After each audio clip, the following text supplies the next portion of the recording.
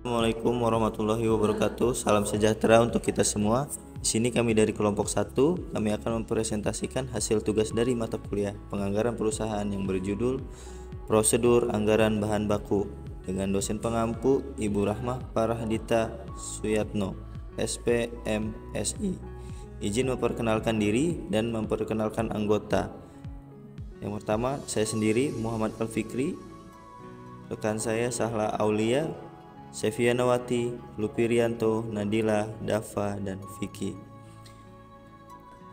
Di sini saya akan membacakan langsung. Untuk yang pertama itu anggaran bahan baku. Pengertiannya, anggaran bahan baku adalah semua anggaran yang berhubungan dengan perencanaan secara lebih rinci mengenai penggunaan bahan baku untuk proses produksi sistem periode yang akan datang. Dalam perusahaan bahan baku menjadi satu elemen yang sangat penting. Perusahaan harus melakukan perhitungan yang terkendali terhadap bahan baku maupun biaya-biaya yang mungkin akan timbul selama masa produksi berlangsung. Aturan berakibat pada bahan baku. Yang pertama, anggaran barang yang akan diproses mencantumkan pergerakan produksi dari tahun ke tahun pada waktu berikutnya.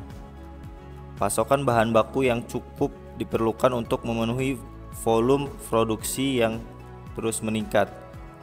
Berkurangnya produksi berarti tidak tersedianya bahan mentah dalam jumlah besar. Yang kedua, harga menyimpan persediaan mentah. Biaya yang ditanggung untuk menyimpan bahan mentah termasuk sewa fasilitas, biaya pemeliharaan barang yang disimpan, dan belanja modal yang terkait dengan barang yang disimpan.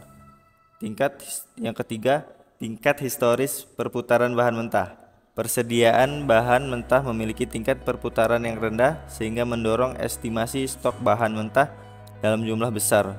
Sebaliknya, tingkat perputaran persediaan bahan baku tinggi akan mendorong teridentifikasinya persediaan bahan baku dalam skala kecil. Selanjutnya ada aturan berakibat pada bahan baku. Jangka waktu antara melakukan pemesanan, melakukan pembelian, dan mengirimkan barang ke gudang perusahaan atau waktu tunggu. Akibat persediaan bahan baku yang cukup besar teridentifikasi jika rentang waktunya panjang. Namun sejumlah kecil bahan mentah akan diketahui jika jangka waktunya singkat. Selanjutnya ada modal kerja yang cukup. Itu jika perusahaan memiliki modal kerja yang cukup, perusahaan juga dapat menilai beberapa unit bahan baku yang ada di dalam persediaannya. Di sisi lain, perusahaan yang kekurangan modal operasional tidak akan mampu mengidentifikasi persediaan bahan baku yang terbatas. Ini ada hilangnya tempat penyimpanan bahan baku. Itu khususnya biaya-biaya yang akhirnya menjadi beban perusahaan karena bahan baku disimpan di gudang dalam jangka waktu yang lama sehingga menyebabkan kerusakan, kualitas buruk, kadaluarsa, dan masalah lainnya. Pada aturan berakibat bahan baku juga terpengaruh oleh fluktuasi bahan baku, yaitu suatu perubahan harga khusus yang disebabkan oleh mekanisme pasar yang perubahannya dapat dirasakan berupa kenaikan ataupun penurunan tingkat harga bahan baku itu sendiri. Selanjutnya ada menetapkan unit barang yang dibeli. Metode LOL atau lot for lot adalah cara untuk menentukan jadwal produksi dan kebutuhan bersih. Metode ini akan menghasilkan keputusan penentuan ukuran lot atau lot sizing decision. Jumlah pemesanan sesuai dengan jumlah sesungguhnya yang diperlukan, menghasilkan tidak adanya persediaan yang disimpan, sehingga biaya yang akan timbul dapat diperkirakan untuk biaya pemesanan bahan baku saja. Seperti yang bisa dilihat di contoh tabel di sini, ada metode lot for lot untuk produksi. Itu ada jadwal produksi mingguan. Itu ada dalam tabel ada kebutuhan bruto, penerimaan terjadwal, proyeksi persediaan di tangan atau disimpan, kebutuhan neto, rencana penerimaan pesanan, rencana pemesanan. Nah, kita bisa lihat dari minggu 1, minggu 2, minggu 3, minggu 4 hingga minggu ke-10. Nah, Untuk biaya penyimpanan sama dengan $1 per unit per minggu. Untuk biaya penyetelannya sama dengan $100. Untuk waktu tunggu pemesanan sama dengan 1 minggu. Dan kita bisa hitung total cost sama dengan 0 kali $1 ditambah 7 kali $100 sama dengan $700. Nah, berdasarkan perhitungan di tabel tersebut dapat diketahui jumlah produksi adalah 7 kali dengan nominal total cost sebesar 700%.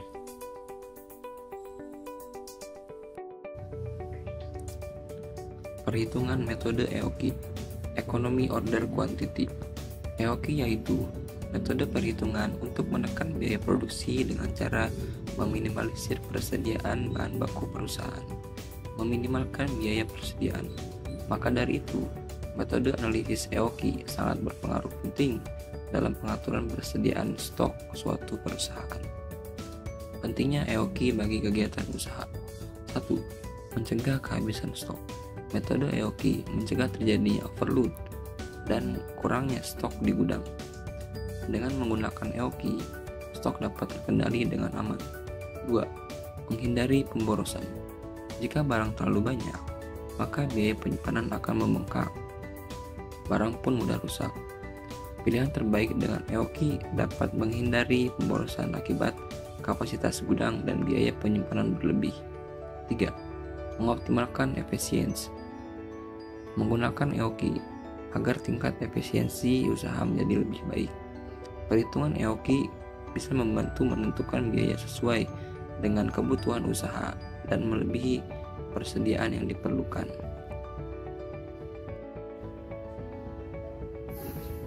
Kategori biaya dalam EOQ. 1. Biaya pemesanan. Biaya pemesanan barang tidak akan berubah meskipun terdapat perubahan pada jumlah barang yang dipesan. Rincian biaya pemesanan adalah biaya pemesanan barang atau bahan baku, biaya pengiriman untuk petugas yang mengantarkan barang, biaya penerimaan barang, biaya penyelesaian ketika barang telah sampai. 2. Biaya penyimpanan.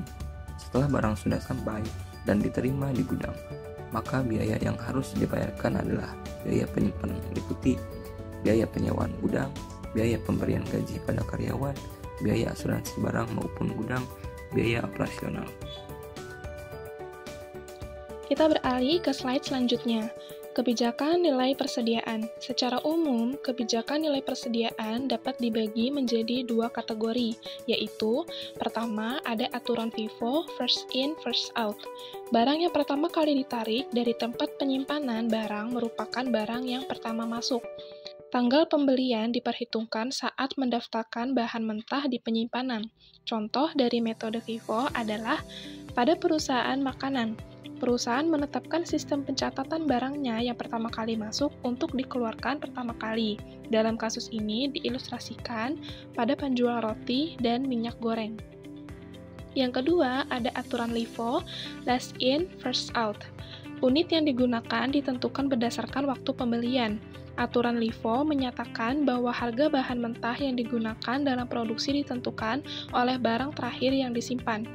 Contohnya, industri fashion akan mengeluarkan stok baju barunya dari penyimpanan karena sedang menjadi tren di pasaran.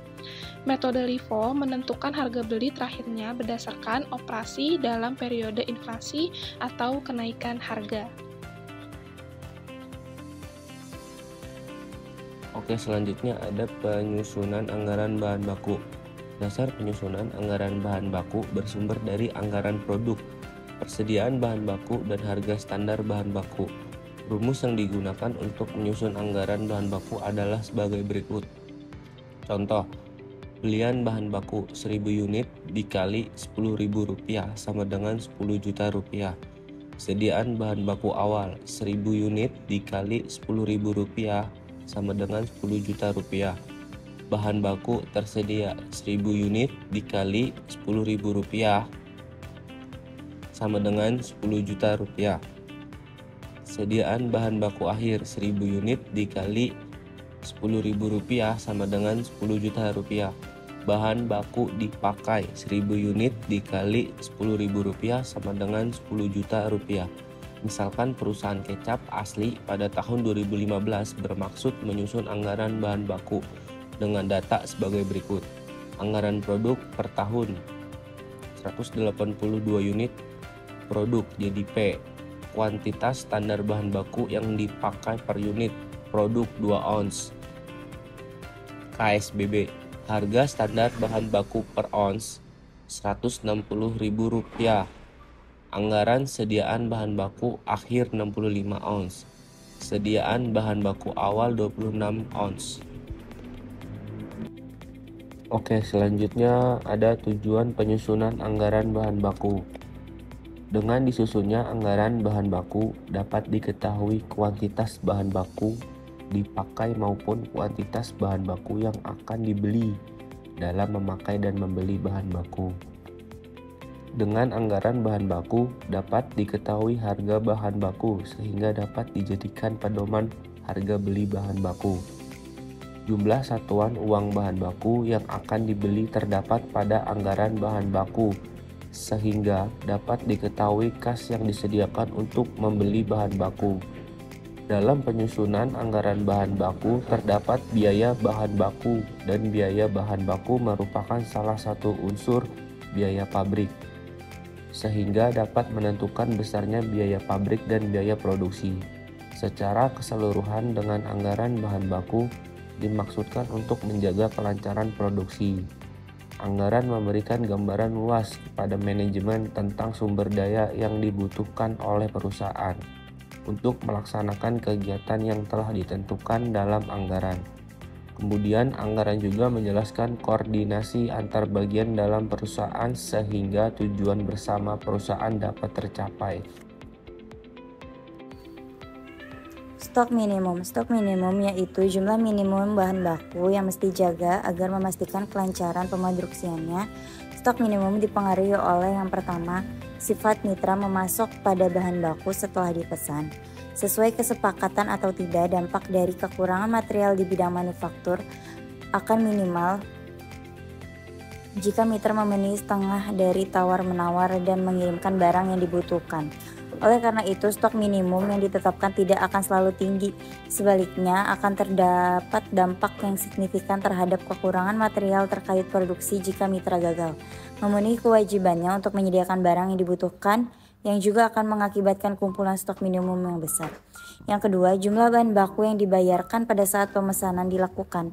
Tingginya nilai bahan baku yang dibayar menunjukkan bahwa rata-rata persediaan lebih tinggi dari stok minimum, yang berarti bahwa kekurangan bahan baku seringkali minimal. Yang ketiga, memanfaatkan estimasi bahan baku secara tepat. Ketika suatu perusahaan dapat memperkirakan secara tepat kebutuhan bahan bakunya, maka tidak akan pernah terjadi kekurangan bahan baku yang diperlukan karena bahan baku tersebut tersedia dengan mudah.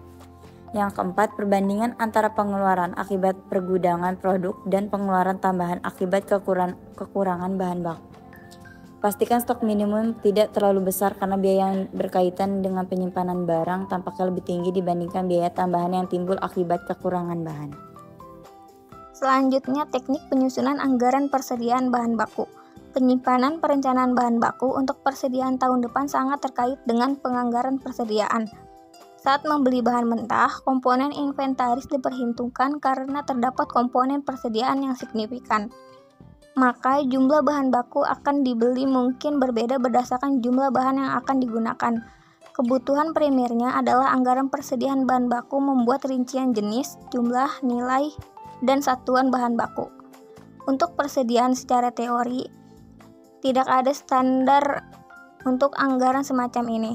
Lainnya sesuai dengan parameter dan keadaan perusahaannya sendiri. Perencanaan anggaran persediaan bahan baku dengan memuat kuantitas bahan baku yang ditahan untuk stok.